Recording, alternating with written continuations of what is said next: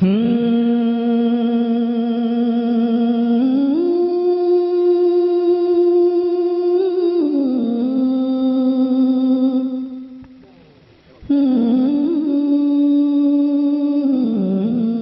इस साइट पर पहली बार आए हैं तो सब्सक्राइब वाला बटन दबाकर ऑल वाला बेल को क्लिक करें और नए वीडियो के नोटिफिकेशन पहले पाएं।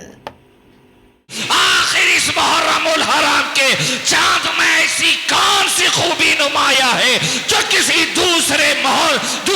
महीने के चांद को ये खुसूसियत मैसर नहीं है। अजीजान मिल्लत इस्लामिया, करबला तो आपने बहुत बार सुना होगा कि करबला में ये हुआ, करबला में वो हुआ। आज की मेरी गुफ्तगू का उन्वान मुहर्रिकाते करबला है कि आखिर करबला बपा होने का मकसद व सबब क्या था। तुझको गोद में पाला हुसैन ने, इस्लाम तुझको गोद में पाला हुसैन ने, ठोकर लगी तुझे तो संभाला हुसैन ने। इस्लाम की रगों में जो चुभता था बार बार, कांटा था एक यजीद निकाला हुसैन ने। बैत या सर यही था तकाजा यजीद का, महरूम तो कोई भी सवाली नहीं गया।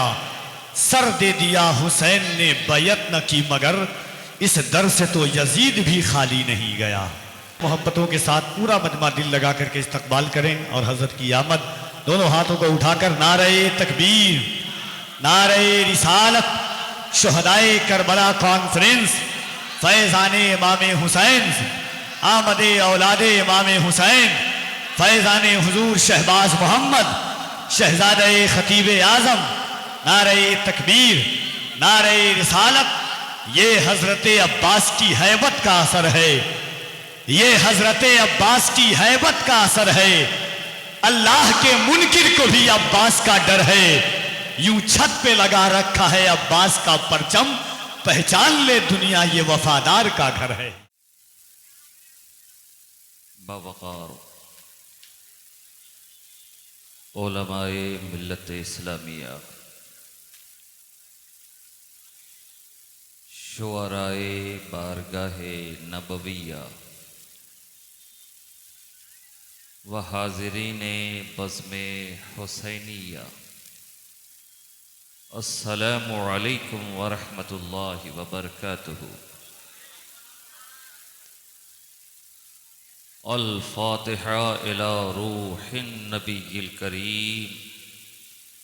व अला आलिहिल अमजादिल किराम।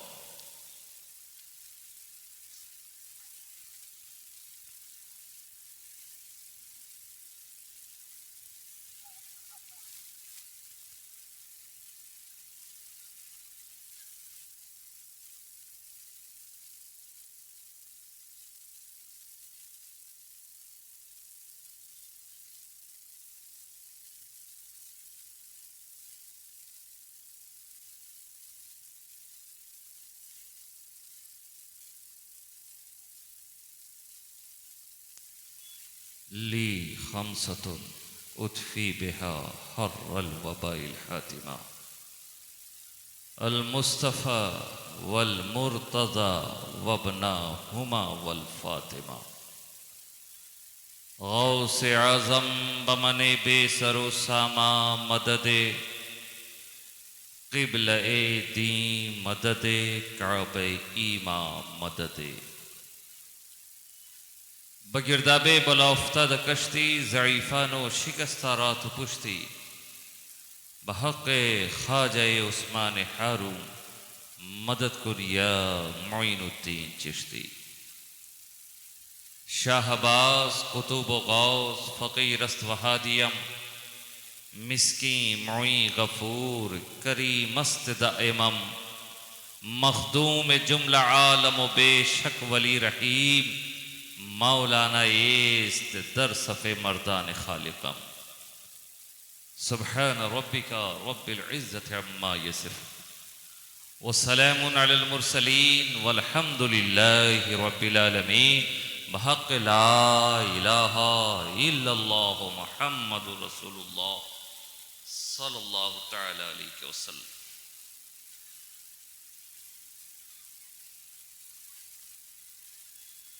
الحمدللہ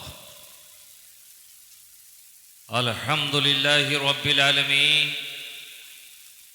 والعاقبۃ للمتقین والصلاة والسلام على سید الانبیاء والمرسلین وعلى آلہ الطیبین الطاہرین وازواجہ امہات المسلمین واصحابہ الراشدین المہدیین وعلماء ملتہ من المفسرین والمحدثین اجمعین اما بعد فاعوذ باللہ من الشیطان الرجیم بسم اللہ الرحمن الرحیم ولا تقولوا لمن يقتل في سبيل الله اموات بل احیاء ولکن لا تشعرون وَلَنَبْلُوَنَّكُمْ بِشَيْءٍ مِّنَ الْخَوْفِ وَالْجُوعِ وَنَقْصٍ مِّنَ الْأَمْوَالِ وَالْأَنفُسِ وَالثَّمَرَاتِ وَبَشِّرِ الصَّابِرِينَ الَّذِينَ إِذَا أَصَابَتْهُمْ مُصِيبَةٌ قَالُوا إِنَّ لِلَّهِ وَإِنَّ إِلَيْهِ راجعون آمنت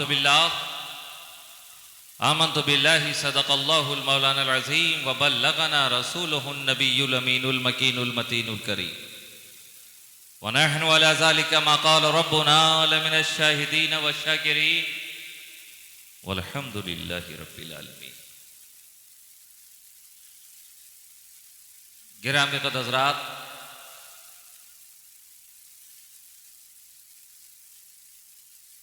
الحمدللہ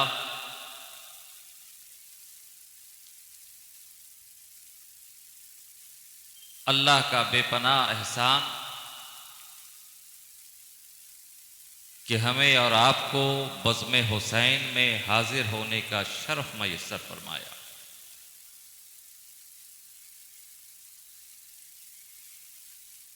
آپ حضرات نے اپنے مہمان خطیب، نقیب اور خصوصیت کے ساتھ ہندوستان کے دو نامور، مشہور و معروف،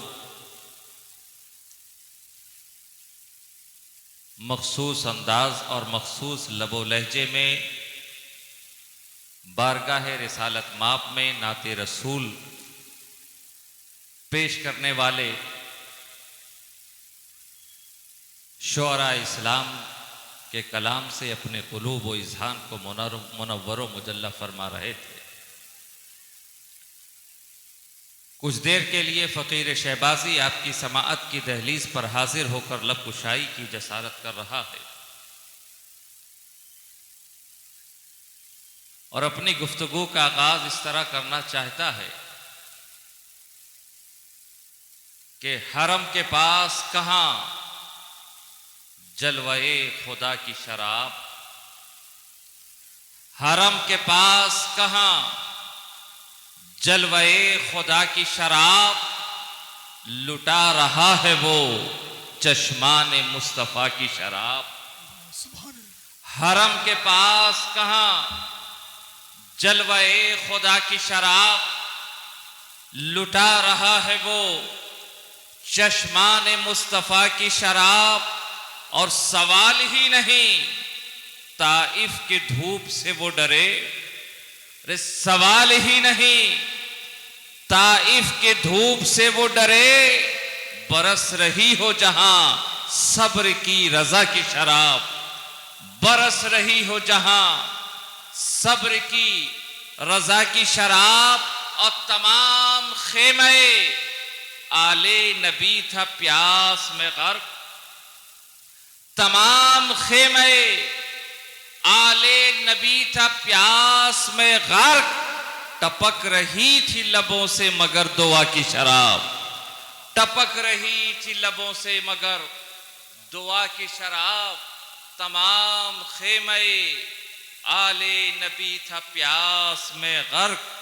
ٹپک رہی تھی لبوں سے مگر دعا کی شراب۔ اور آپ نے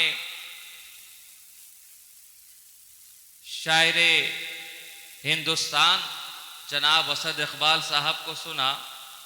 اور انہی کے شعر سے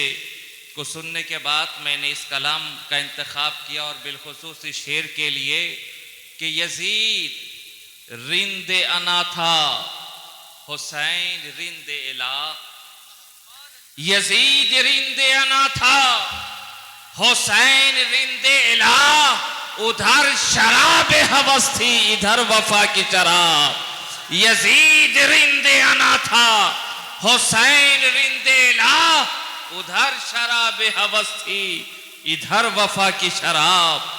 ادھر شراب ہوس تھی ادھر وفا کی شراب،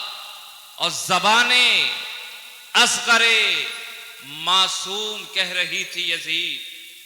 زبان اصغر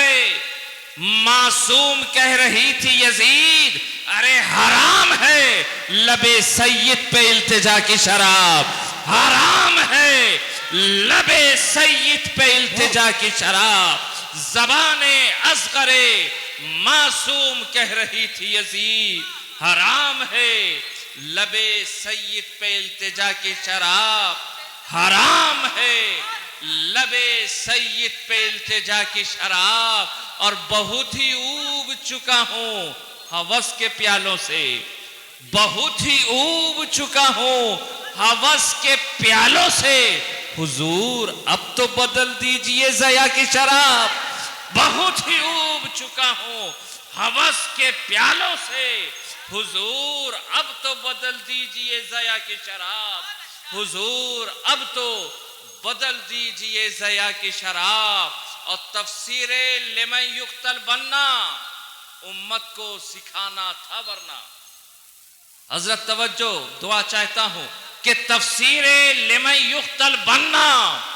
امت کو سکھانا تھا ورنہ، کاٹے جو گلوئے آل نبی ہے تاب کہاں تلواروں میں، کاٹے جو گلوئے آل نبی ہے تاب کہاں تلواروں میں، اور آباد تھا کرنا امت کے تارا شدہ گھر کو ورنہ، آباد تھا کرنا امت کے تارا شدہ گھر کو ورنہ، خیموں کو جلا دے انگارے، ارے جرات یہ کہاں انگاروں میں، خیموں کو جلا دے انگارے، جرات یہ کہاں انگاروں میں، آباد تھا کرنا امت کے تارا شدہ گھر کو ورنہ، خیموں کو جلا دے انگارے، جرات یہ کہاں انگاروں میں، خیموں کو جلا دے انگارے، جرات یہ کہاں انگاروں میں، اور بیمار سی حالت دیکھ کے تم بیمار نہ سمجھو عابد کو، بیمار سی حالت دیکھ کے تم بیمار نہ سمجھو عابد کو، ہوتے ہیں مسیحا وقت کے جو عابد ہیں انہی بیماروں میں، ہوتے ہیں مسیحا وقت کے جو عابد ہیں انہی بیماروں میں، بیمار سی حالت دیکھ کے تم بیمار نہ سمجھو عابد کو، ہوتے ہیں مسیحا وقت کے جو عابد ہیں انہی بیماروں میں، ہوتے ہیں مسیحا وقت کے جو عابد ہیں انہی بیماروں میں، تفسیر لمن یقتل بننا امت کو سکھانا تھا ورنہ، کاٹے جو گلوئے آل نبی ہے تاب کہاں تلواروں میں، کاٹے جو گلوئے آل نبی ہے تاب کہاں تلواروں میں، باواز بلند درود پاک کی ڈالیاں نچھاور کریں اور پڑھیں، اللہم صلی علی سیدنا و مولانا محمد وعلا آل محمد معدن الجود والکرم منبع العلم والحلم والحکم وبارک وسلم۔ گرامی قدر حضرات، قبل اس کے کہ میں اپنی گفتگو دراز کروں، میں آپ کے ذہن و فکر میں اٹھنے والے ایک سوال کا جواب دیتا چلو۔ آپ نے مدتوں سے دیکھا، کئی روز سے دیکھ رہے ہیں کہ آپ کے پوسٹر پر جو مہمان خصوصی کا نام چسپاں ہے وہ برادر اصغر جناب مسرور رازی شہبازی کا نام چسپاں تھا۔ پانے والا اسی امید سے آیا کہ جناب مسرور کو سنا جائے، انتظامیہ نے اسی امید سے اسی فکر کے ساتھ دعوت دی کہ آج جناب مسرور کو شہدائے کرب و بلا میں سنا جائے، لیکن جب آج آپ دیکھ رہے ہیں، آپ کی نگاہوں گواہوں کے سامنے جناب مسرور جلوہ گر نہیں، کسی عارضہ کی بنیاد پر، آپریشن ہونے کی بنیاد پر وہ یہاں تک نہ پہنچ پائے۔ میں سوچ رہا ہوں کہ آپ تو اس فکر کے ساتھ آئے، اس گمان کے ساتھ آئے کہ جناب مسرور کو سنا جائے، اہل جلسہ کا انتخاب مسرور، اہل بزم کا انتخاب مسرور، تمام چاہنے والوں کا انتخاب مسرور۔ تو میں کہنا چاہتا ہوں کہ جناب مسرور یہ اہل محفل کا انتخاب تھے، اور میں مخمور یہ شہید اعظم کا انتخاب بن کر ذکر شہدائے کربو بلا میں حاضر۔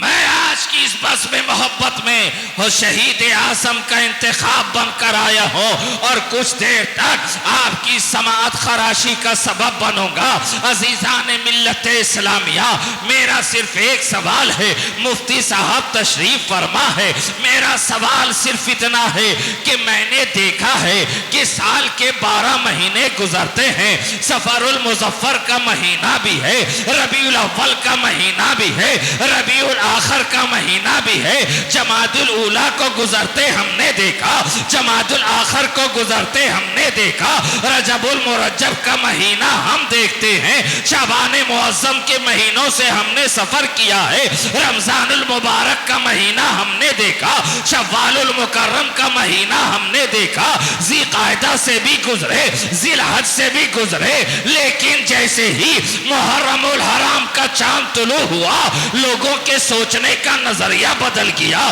لوگوں کے دیکھنے کا طریقہ بدل گیا۔ کل تک جو لوگ نشے میں چور نظر آتے تھے، محرم الحرام کا چاند دیکھتے ہی آج میکشی سے توبہ کرتا نظر آ رہا ہے، گلی کے کوچے کے ماحول بدلے نظر آ رہے ہیں، شہر کا ماحول بدلا نظر آ رہا ہے، اس شاقان اہل بیت اطہار کی آنکھیں نم نظر آ رہی ہیں، دل میں ایک سوز کا طوفان جاگ رہا ہے۔ آخر بات کیا ہے؟ سال کے 12 مہینے کے چاند طلوع ہوتے ہیں، مگر ایسی کیفیت نہیں ہوتی، لیکن جیسے ہی رمضان محرم الحرام کا چاند طلوع ہوا، اس شاقان اہل بیت کی زندگی میں انقلاب برپا ہو گیا، علاقے بدلے بدلے نظر آ رہے ہیں، معاشرہ بدلا بدلا نظر آ رہا ہے، سماج بدلا بدلا نظر آ رہا ہے، ہماری گفتگو کا طریقہ بدل گیا، ہمارے سوچنے کا محور بدل گیا،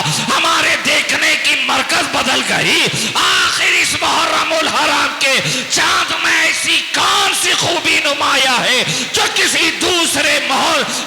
مہینے کے چاند کو یہ خصوصیت میسر نہیں ہے؟ آخر اس ماہ محرم کے چاند میں ایسی کون سی خوبی ہے، کون سا کمال ہے؟ ہر مہینے کا آغاز نئے چاند کے ساتھ ہوا کرتا ہے، لیکن کسی چاند کے طلوع ہونے پر کبھی ہماری آنکھیں اشکبار نہیں ہوتی، ہمارے دلوں کی دھڑکن میں تبدیلیاں پیدا نہیں ہوتی، ہماری نگاہوں کا محور و مرکز تبدیل نہیں ہوتا، ہمارے سوچنے اور سمجھنے کی صلاحیت میں انقلاب پیدا نہیں ہوتا۔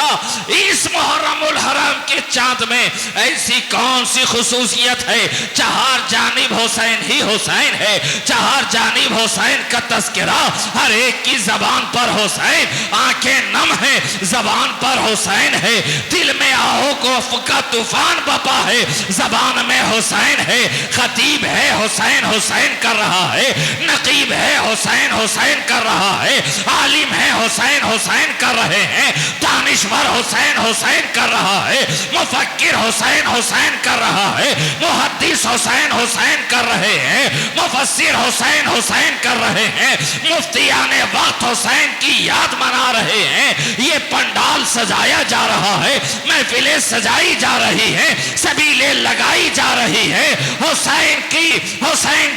منقبت خوانی ہو رہی ہے، کہیں قرآن خوانی ہو رہی ہے، کہیں شربت پلایا جا رہا ہے، کہیں سبیلیں لگائی جا رہی ہیں، کہیں پیاسوں کو سیراب کیا جا رہا ہے، کہیں کہیں بھوکوں کو کھانا کھلایا جا رہا ہے۔ آخر اس ماہ مبارک میں ایسی کون سی خوبی ہے، ایسا کون سا کمال ہے، آپ فوراً میرا ہاتھ تھامیں گے، کہیں گے جناب والا کیا آپ کو معلوم نہیں کہ یہی محرم الحرام ہے، یہی محرم کا مہینہ ہے، عاشورہ کی تاریخ ہے، کرب و بلا کی تپتی ہوئی صحرا ہے، ریگزار وادیاں ہیں، اور اس ریگزار وادیوں میں خاندان نبوت کے مہکتے گلاب اس طرح جلوہ گر ہو چکے ہیں، اس طرح حاضر ہے، بھوک و پانی ان پر بند کر دیا گیا ہے، بھوک سے نڈال ہے، پیاس سے زبانیں خشک ہو چکی ہیں، سیدہ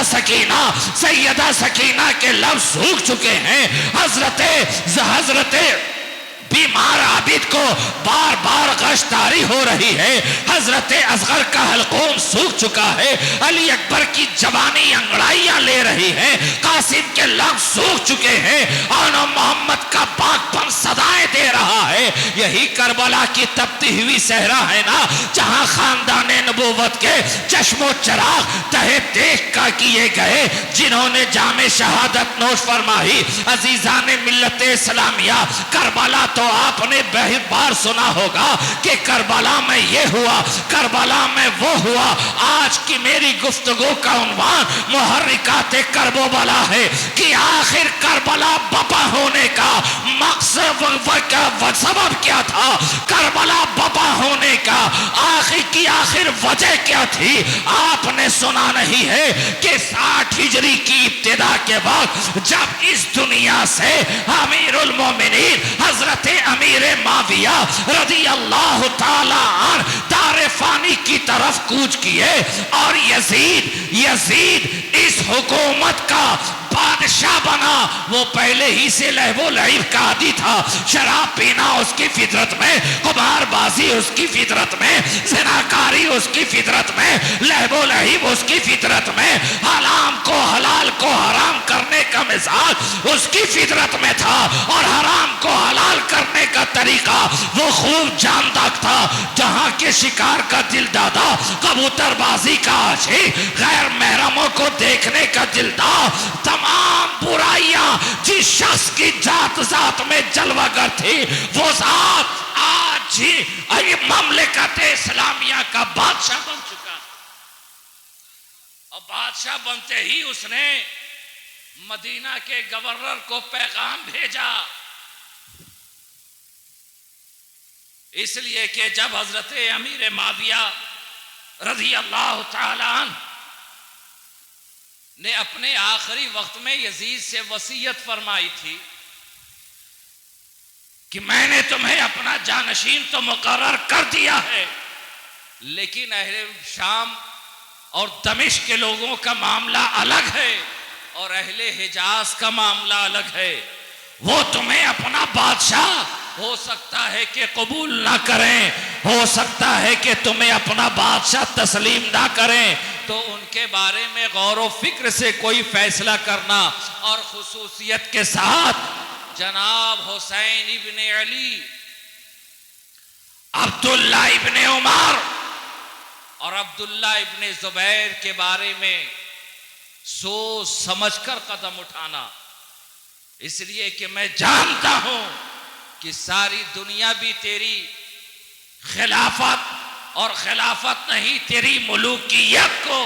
ایکسپٹ کر لے، تو یہ بندے اور یہ ذات، تین ذات ایسی ہے جو کسی صورت میں تیری ملوکیت و بادشاہت کو قبول کرنے والے نہیں۔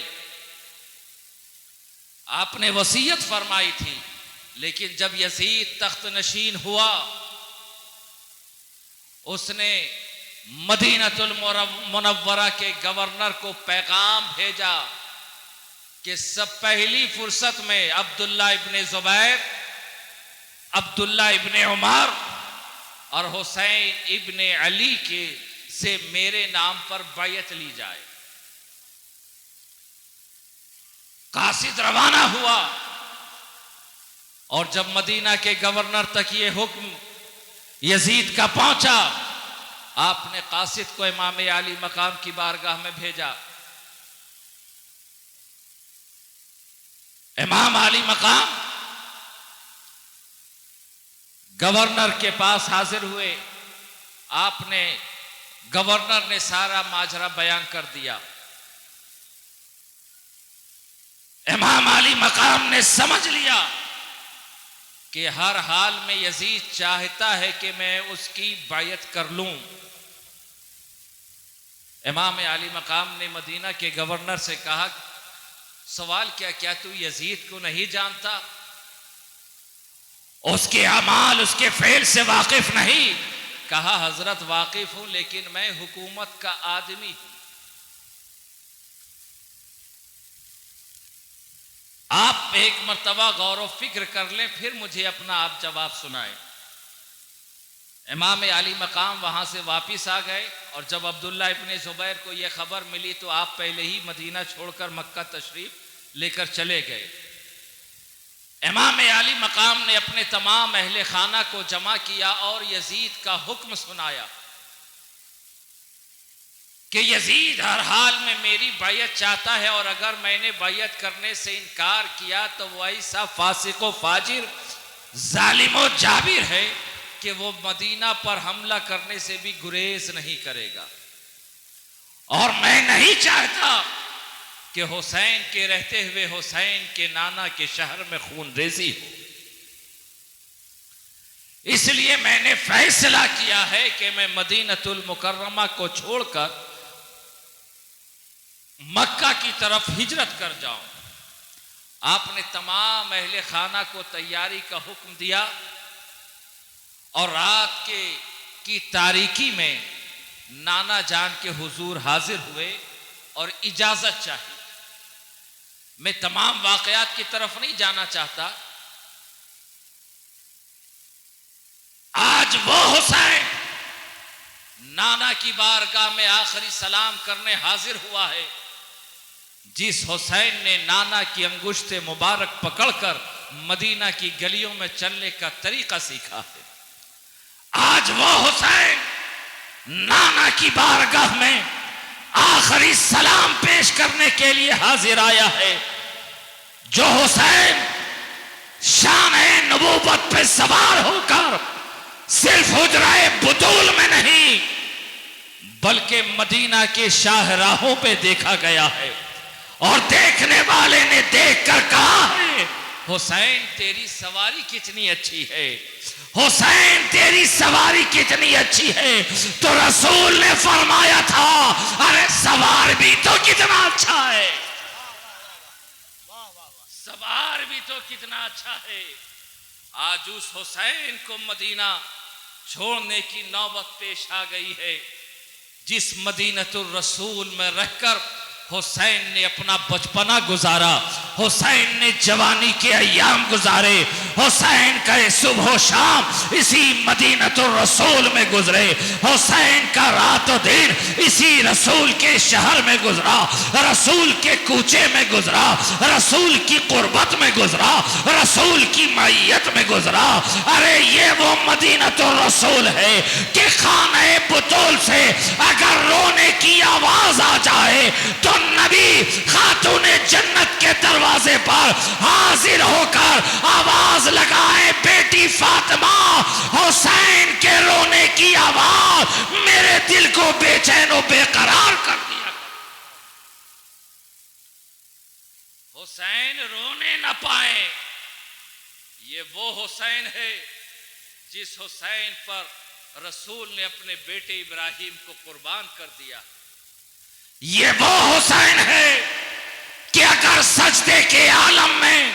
رسول کے پیٹھ پہ سوار ہو جائے تو نبی اس وقت تک سجدے سے سر نہیں اٹھاتے جب تک پشت رسول سے نواسے رسول نیچے نہ آ جائے. یہ وہ حسین ہے کہ خطبے کے عالم میں اگر مسجد نبوی میں بچپنے کے عالم میں حسین لڑکھڑاتے ہوئے آ جائے تو مالک کون و مکان نبی آخر الزمان رحمت للعالمین شفیع المذنبین جان عالمین طٰہٰ و یاسین محبوب خدا جناب احمد مجتبیٰ محمد مصطفیٰ صلی اللہ تعالی علیہ وسلم خطبہ چھوڑ کر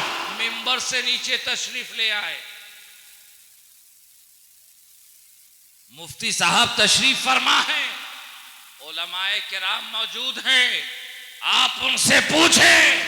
کیا شریعت یہ اجازت دیتی ہے کہ مفتی صاحب کا نواسہ مسجد میں حاضر ہو جائے تو یہ خطبہ چھوڑ کر منبر سے نیچے آ جائے؟ آپ علماء کرام علماء اعظام سے سوال کریں, ارے شہزادے تو رہنے دو, لڑکے اور نواسے تو رہنے دو, اگر مفتی صاحب کے پیر صاحب آ جائیں تو شریعت اجازت نہیں دیتی کہ وہ خطبہ چھوڑ کر منبر سے نیچے آ جائے. لیکن یہ جناب حسین ہیں.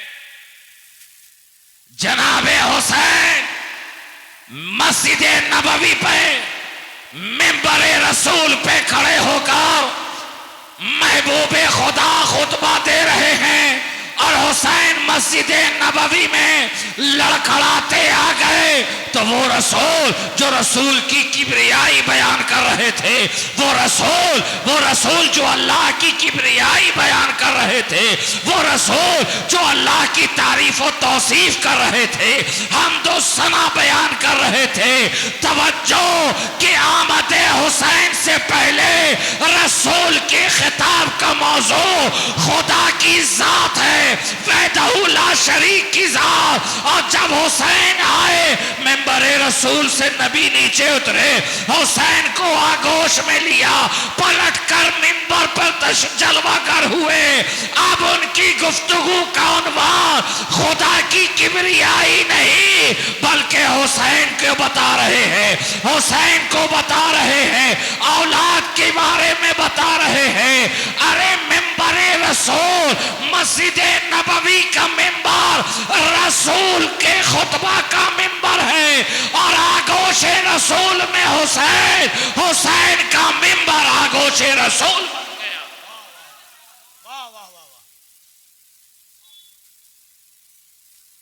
تو وہ اس حسین کو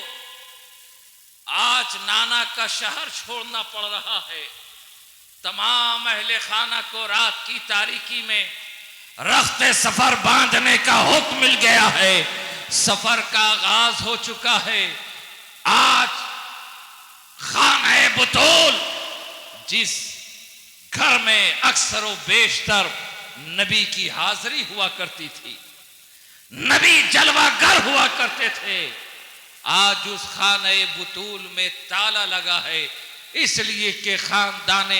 مصطفیٰ کا ہر فرد رخت سفر باندھ چکا ہے. صرف امام حسین کی ایک چھوٹی بچی ہے جو بیمار ہے, بخار کی تمازت سے کانپ رہی ہے. اس کے اندر یہ تاب و جرأت نہیں ہے کہ وہ سفر کر سکے. امام حسین نے اپنی اس شہزادی کو ذمہ داروں کے سپرد کیا, تمام اہل مدینہ کو سلام کیا, اور آخری پہر میں نانا کے حضور حاضر ہوئے. خاتون جنت کے روضے پر حاضری ہو کر آخری سلام پیش کیا. نانا کے حضور حسین حاضر ہے. اے نانا جان, آپ کا حسین آپ کی بارگاہ میں آخری سلام پیش کرنے آیا ہے. نانا جان, حسین کا آخری سلام قبول فرما لو. اب حسین کے لیے آپ کی دیار کی سرزمین کو آپ کا کلمہ پڑھنے والوں نے حسین پر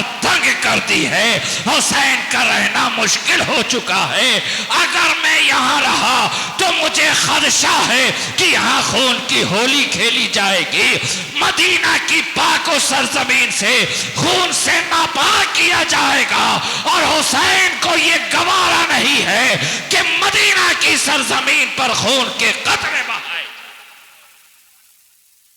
اس لیے میں آخری سلام پیش کرنے کے لیے آیا ہوں. دوستو, اپنے سینے پر ہاتھ رکھ کر ذرا عالم تصور میں وہ منظر تو دیکھو کہ وہ حسین جو رسول کے بنا ایک پل نہیں رہ سکتے، آج بارگاہ رسول میں حاضر ہو کر آخری سلام پیش کر رہے ہیں۔ ارے اس شاق رسول کا عالم تو یہ ہوتا ہے کہ اگر کسی کو خوش نصیبی سے زیارت حرمین شریفین کی دولت میسر آ جائے، ہم جیسا گنہگار پاپی سیاہ انسان بارگاہ رسول میں حاضر ہوتا ہے تو الوداع کے وقت میں دل کی کیفیت کیا ہوتی ہے یہ تو عاشق رسول ہی جان سکتا ہے، عاشق رسول ہی بتا سکتا ہے کہ آہیں اشک بار ہوتی ہے، بار بار نگاہ گنبد خضرا کی طرف پلٹتی رہتی ہے، اور جب تک گنبد خضرا آنکھوں سے اوجھل نہیں ہو جاتا تب تک نگاہ تکتی رہتی ہے۔ یہ تو ایک دیوانے کی حالت ہے۔ چند روز مدینۃ الرسول میں گزارنے والے کی کیفیت ہے، اس حسین کی کیفیت کا اندازہ کون لگا سکتا ہے جس نے نانا کی قربت میں اپنی زندگی گزاری ہے، جس نے نانا کے لبھائے مبارک کو چوس کر سیرابی حاصل کی ہے، جس نے نانا کے زلف معمبری کو تھام کر شہ سواری کا ہنر جانا ہے، جس نے نانا کے دوش پہ سوار ہو کر گھوڑے پہ سواری کرنے کا طریقہ سیکھا ہے، جس نے ساری زندگی مدینۃ الرسول میں گزار دی ہو، آج اس مدینہ کو چھوڑنے کا جو قلق حسین کے دل میں ہے، جو حال حسین کے قلب کا ہے، کوئی اندازہ نہیں کر سکتا۔ رات کی تاریکی میں جب اہل مدینہ اپنے گھر کے در و دروازے بند کر کے آرام کی نیند سو رہے ہیں، شہزادہ رسول مدینہ رسول سے ہجرت کر رہا۔ شہزادہ رسول مدینۃ الرسول سے ہجرت فرما رہے ہیں۔ دوستو حسین کی ہجرت تو دیکھو، اور ذرا ایک لمحے کے لیے ٹہر کر اسی مدینہ کی سرزمین پر ایک اور ہجرت بھی غور کر لو۔ آج حسین تنے تنہا ہے۔ ہمارا تو معاملہ یہ ہے کہ ہمارے گھروں میں کوئی مہمان آتا ہے تو وداعی کے وقت ہم اس کے دوسرے دروازے تک چھوڑنے ضرور آتے ہیں، اسے گلی کے کنارے تک چھوڑنے ضرور آتے ہیں، لیکن یہ شہزادہ رسول ہے، مدینۃ الرسول کو چھوڑ رہا ہے، لیکن کوئی آخری سلام کہنے والا نہیں ہے، کوئی آخری بار مصافحہ کرنے والا نہیں ہے، ارے کوئی اتنا کہنے والا نہیں ہے کہ حسین جاتے رہے ہو لیکن پلٹ کر ضرور آنا، کوئی کہنے والا نہیں۔ رات کی تاریکی ہے، رات کا اندھیرا ہے، رات کا سناٹا ہے، حسین اہل خانہ کے ساتھ حجرہ بطول سے نکل کر مدینۃ الرسول کی گلیوں سے نکل رہے ہیں۔ باہر ایک آنے والے کی نگاہ، ہر ایک جانے والے کی نگاہ مدینہ سے قبر روضہ رسول کی طرف لگی ہے، ہر ایک آنکھیں نم ہے، آنکھیں نم ہے، دل میں ہے جان بپا ہے، قدم بڑھنے کو ہے لیکن بڑھنے کے تاب نہیں، نگاہیں آنکھیں بند ہونے کا معاملہ نہیں، ہر ایک نگاہ ٹکی ہے روضہ رسول کی طرف، روضہ رسول کی طرف، اور جب تک روضہ رسول نظر آتا رہا ہر ایک کی گردن روضہ رسول کی طرف مڑی رہی، قدم بڑھتے رہے، بڑھتے بڑھتے آج اس مقام پر ثنیۃ الوداع کی مقام پر پہنچ گئے ہیں کہ آج سے کئی سال پہلے جب اسی حسین کے نانا جان نے یثرب کو کی سرزمین پہ قدم رکھا تھا اور جس نخلستان کو گلستان بنایا تھا، ہجرت رسول کے موقع پر جب نبی آئے تھے تو مدینہ کے لوگ اپنے شہروں سے نکل کر نبی کے استقبال میں آ گئے تھے، اپنے جسم پر ہتھیار لگا کر نبی کے استقبال میں مدینۃ الرسول سے باہر آ گئے، رسول کا استقبال کیا، شہر رسول کی طرف لے کر چلے اور چھتوں پہ کھڑی ہو کر بچیاں آپ کی آمد پہ خوشیاں مناتے ہوئے ترانے گا رہی تھی کہ ترال بدر علینا من ثنیات الوداع وجب الشکر علینا ما دعا للہ دائی۔ لیکن آج اسی رسول کا نواسا مدینۃ الرسول کو چھوڑ کر جا رہا ہے تو کوئی سلام پیش کرنے والا نہیں۔ امام عالی مقام نے مدینۃ الرسول کو چھوڑا اور مکۃ المکرمہ میں فروکش ہوئے، جلوہ گر ہوئے۔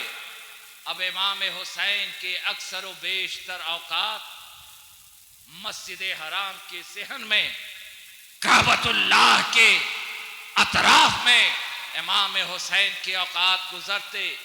دور سے آنے والے، دور و دراز سے آنے والے تشنگانے علوم دین اسلامی کو امام حسین انہیں سیراب کر رہے ہیں۔ ہر وقت یہی معاملہ ہے، اسلام کی تبلیغ میں لگے ہیں، ربند و نصیحہ کی محفلیں جمی ہے، عشاقان رسول، عشاقان اہل بیت اطہار حسین کے گردا گرد ہے۔ ہر کوئی فیض یا فیض پا رہا ہے، دور و نزدیک سے آنے والا ہر کوئی حسین کی بارگاہ میں حاضر ہو کر فیض پا رہا ہے۔ جسے رسول کی زیارت میسر نہیں ہوئی،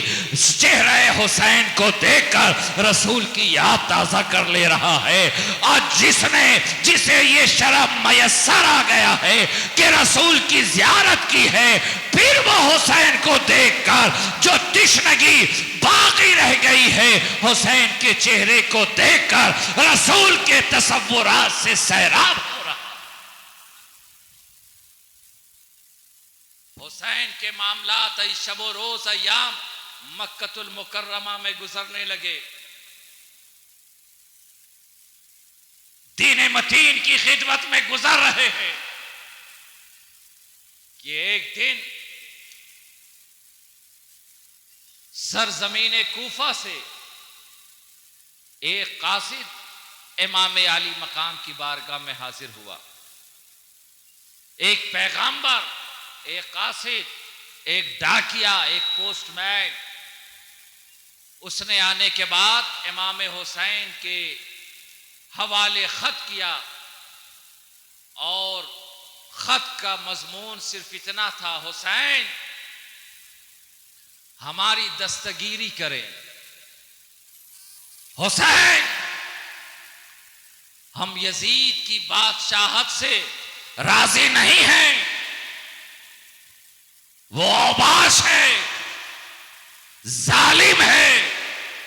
جابر ہے، شرابی ہے، دین مصطفیٰ کی خلاف ورزی کرنے والا ہے، ہم اس کے ہاتھ پر بیعت نہیں کر سکتے۔ آپ کوفہ تشریف لائیں، ہم آپ کے دست حق پرست پر بیعت کرنا چاہتے ہیں، اور یزید کی حکومت کے خلاف بغاوت کرنا چاہتے ہیں۔ آپ کوفہ تشریف لے آئے۔ امام عالی مقام نے آنے والے سے احوال بھی سنے۔ قاصد اپنی زبان میں وہی رونا رو رہا ہے: حسین ہماری دستگیری کرو، حسین ہماری مشکل کشائی کرو، اگر آپ نہ آئے تو ہم رائے حق سے بھٹک جائیں گے، حسین اگر آپ نے ہماری رہنمائی نہ کی تو ہم گمراہ ہو جائیں گے، بھٹک جائیں گے۔ آنے والے کی زبان نے وہی کہا، خط کا مضمون وہی۔ حسین نے اسے تسلی دی، دلاسا دیا، کہا انشاءاللہ تعالی میں پھر کبھی بتاؤں گا۔ امام عالی مقام نے اس خط کو اپنے پاس رکھ لیا۔ اب کوفہ سے ایک خط کیا آیا کہ وہاں سے خط آنے کا سلسلہ چل پڑا، اور ایک ایک خط پر وہاں کے عمراء اور بڑے بڑے رؤساء کے ایک ایک خط پر 10-20 کے دستخط ہوا کرتے تھے۔ اب خطوط کا قافلہ آن پڑا ہے۔ مورخین نے مختلف روایات میں کسی نے سینکڑوں، کسی نے ہزاروں خطوط کا تذکرہ کیا، بے شمار خطوط، اور ہر خط کا مضمون یہی کہ حسین ہماری دستگیری کرے۔ یزید قانون مصطفی کو کھلا چیلنج کر رہا ہے، دین اسلام کے احکام کی خلاف ورزی کر رہا ہے، حسین ہماری دستگیری کرو، اگر آج آپ ہمارے مدد کو نہ پہنچے تو بروز قیامت کوئی ہمارا سہارا نہیں ہوگا، اور ہم اپنی گمراہی سے بے دخل کر دیے، اپنی گمراہی پر جواب دینے سے قاصر ہوں گے اور اپنا معاملہ اللہ کے سپرد کر دیں گے کہ اے مالک و مولا، ہم نے اپنی رہنمائی کے لیے تیرے نبی کے بیٹے حسین کو یاد کیا تھا، اگر آپ نہ آئے تو ذمہ داری آپ کی ہوگی۔ جب بار بار اسی مضامین کے خطوط امام عالی مقام کی بارگاہ تک پہنچتے رہے تو آخر کار امام حسین نے ایک سے وعدہ کر لیا کہ انشاءاللہ تعالی میں کوفہ ضرور آؤں گا، لیکن اس سے پیشتر میں اہل کوفہ کے حالات معلوم کرنے کے لیے اپنے چچا زاد بھائی مسلم ابن عقیل کو کوفہ روانہ کروں گا۔ جب وہاں کے حالات وہ بیان دیکھنے کے بعد مجھ تک وہاں کی خبر پہنچا دیں گے کہ کوفہ کے حالات سازگار ہیں تو انشاءاللہ تعالی میں وہاں پہنچ جاؤں۔ اور جب حضرت مسلم، آپ نے واقعہ سنا ہی ہوگا کہ جب حضرت مسلم ابن عقیل کوفہ پہنچے تو چند دنوں میں امام مسلم کے ہاتھ پر حسین کے نام کی بیعت لینے والوں کی تعداد ہزاروں میں تھی، ہزاروں میں۔ کوفہ کی جامع مسجد میں جب امام مسلم امامت فرماتے تو مسجد میں جگہ خالی نہ رہتی، پوری مسجد بھیڑ۔ اب ہر وقت امام مسلم کے گردا گرد سینکڑوں لوگ موجود ہیں، ایسا محسوس ہوتا ہے کہ خاندان بنو ہاشم کے جلتے ہوئے شمع کے گردا گرد بے شمار پروانے طواف کر رہے ہیں۔ جب حضرت مسلم نے یہ حال دیکھا کہ ہزاروں لوگ امام حسین کے نام کی بیعت کر چکے ہیں اور ہر کوئی امام حسین کے نام پر جان دینے کی، جان کی بازی لگانے کا دعویٰ کر رہا ہے، ہر طرف حسین حسین حسین کے نعرے بلند ہو رہے ہیں اور یزید پلید کے خلاف باتیں ہو رہی ہیں، اس کے خلاف بغاوت کی باتیں ہو رہی ہے۔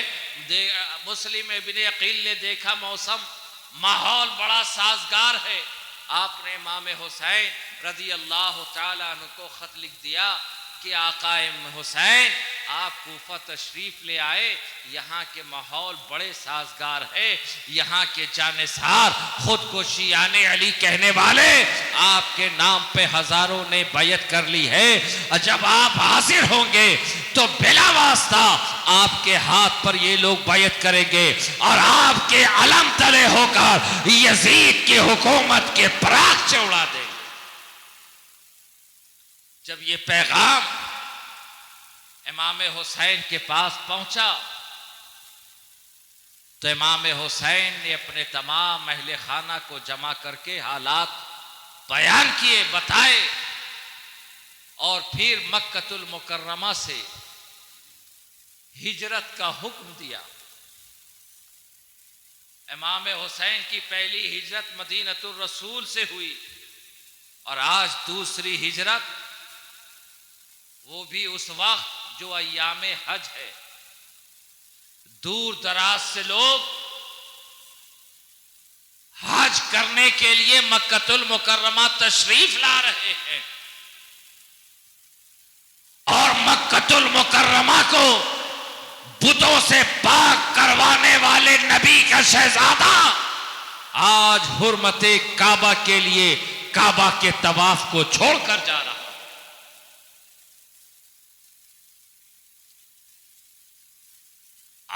ذی الحج کو امام حسین نے مکۃ المکرمہ سے کوفہ کی طرف اپنے سفر کا آغاز کیا۔ ادھر جناب مسلم نے خط بھیج دیا تھا کہ آپ مدینہ کوفہ تشریف لے آئیں، یہاں کے لوگ آپ کی وفاداری میں اور یزید کے خلاف نعرے بازی کر رہے ہیں، آپ کے ساتھ ہیں۔ ادھر مسلم نے خط امام حسین کی طرف بھیجا اور کوفہ سے ایک خط یزید تک پہنچا کہ مسلم وہاں پہنچ چکے ہیں اور امام حسین کے نام پر بیعت لی جا رہی ہے۔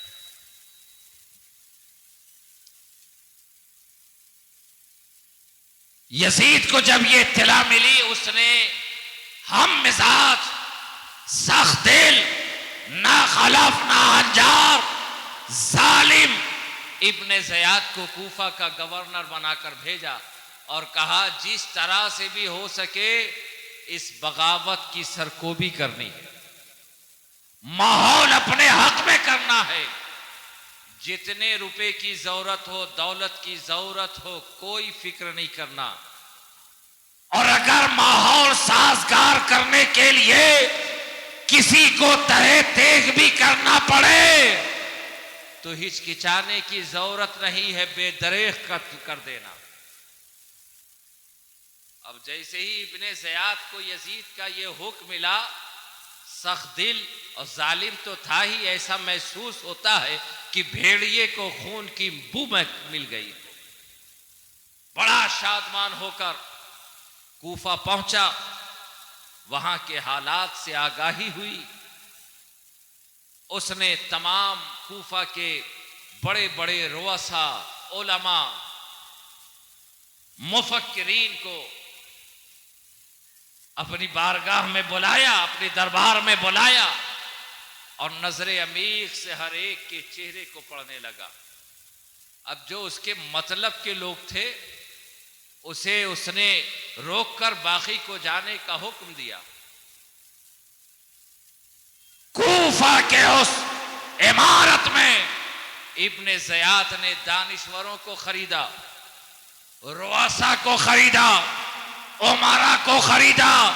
زعما کو خریدا۔ ارے حد تو یہ ہے، کل تک جو علماء حسین کی تائید میں نعرے لگا رہے تھے اور یزید کے خلاف آوازیں بلند کر رہے تھے، اور علماء کو ابن زیاد نے خرید لیا۔ کل تک جو حسین کا ترانہ گا رہا تھا، بکنے کے بعد آج یزید کے ترانے گاتا نظر آ رہا۔ ایسا نہیں ہے کہ یزید اور ابن زیاد کے حواریین صرف علماء زعما ہی رہے، ارے بڑے بڑے علماء اس کی دولت کے آگے بکتے نظر آئے۔ اور آج کے ماحول میں اس مثال کو سمجھنا کوئی مشکل بھی نہیں کہ بڑے بڑے کا فتویٰ بھی بک جاتا ہے اور بڑے بڑوں کا تقویٰ بھی بک جاتا ہے۔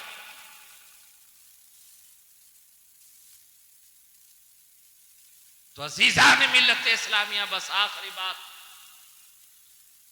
ایک تمثیل کے ذریعے، بس، اور تمثیل صرف یہ ہے کہ کربلا بپا ہونے کا اصل وجہ اور اصل سبب یہ کہ اسلام کے جسم میں خون رسول دوڑ رہا ہے۔ اسلام کو زندگی خون رسول سے ملی، اسلام کو پھیلایا اصحاب رسول نے، اور جب یزید بادشاہ بن کر اسلام کو ختم کرنا چاہ رہا تھا، اسلام کو ڈیمیج کرنا چاہ رہا تھا، اب اسلام کو ضرورت تھی خون کی، تو اسلام کے جسم میں خون رسول دوڑ رہا تھا۔ اب اسلام کی زندگی کے لیے اسی گروپ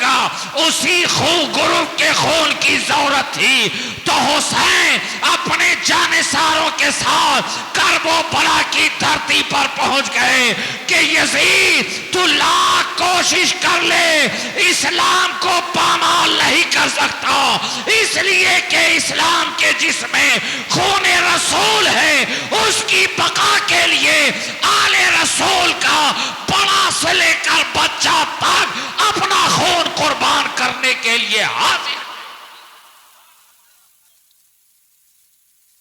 اپنا خون قربان کرنے کے لیے حاضر ہے۔ تو اصغر سے لے کر امام حسین نے ہر ایک نے اپنا اپنا خون